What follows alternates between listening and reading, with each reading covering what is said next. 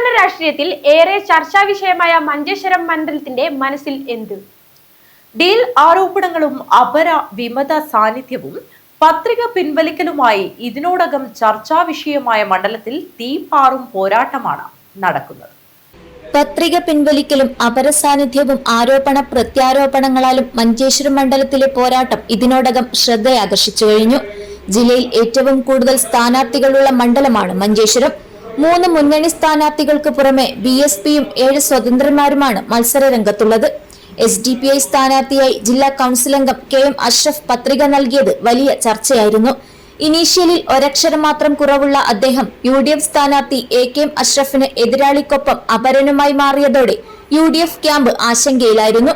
ഇത് BJP സ്ഥാനാർത്ഥിക്ക് നേട്ടമാകുമെന്ന പ്രചരണമുയർന്നതോടെ സംസ്ഥാന നേതൃത്വം ഇടപെട്ടാണ് പത്രിക പിൻവലിപ്പിച്ചത്.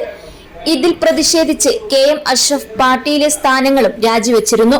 നിലവിൽ അഷ്റഫിനെ അപരന്മാരായി 2 പേർ രംഗത്തുണ്ട്. K സുരേന്ദ്രന്റെ അപരൻ വന്നത് തിരുവനന്തപുരത്തു നിന്നാണ്. കാലങ്ങളായി ഒപ്പമുള്ള മണ്ഡലം നിലനിർത്താനുള്ള കഠിനാധ്വാനത്തിലാണ് സിറ്റിംഗ് MLAയും മുസ്ലിം ലീഗ് സ്ഥാനാർത്ഥിയുമായ AKM അഷ്റഫ്.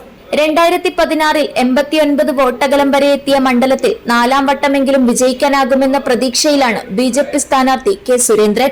2006-ൽ അട്ടിമറി വിജയം നേടാനായതിന്റെ ആത്മവിശ്വാസത്തിലാണ് LDF സ്ഥാനാർത്ഥി CPIM-ലെ KR ജയാനന്ദ. മണ്ഡലത്തിൽ ശക്തമായ ത്രികോണ മത്സരമാണെങ്കിലും പ്രധാന പോര് UDF-ഉം NDA-യും തമ്മിലാണ്. LDF 3ാം സ്ഥാനത്താണ്. 2006-ൽ LDF സ്ഥാനാർത്ഥി CH കുഞ്ഞമ്പു വിജയിച്ചതൊഴിച്ചാൽ മണ്ഡലം UDF പക്ഷത്താണ്. 2021-ൽ ആദ്യ അംഗത്തിനിറങ്ങിയ AKM അഷ്റഫിന് 745 വോട്ടിന്റെ ഭൂരിപക്ഷം കൊണ്ട് തൃപ്തിപ്പെടേണ്ടിയും വന്നു.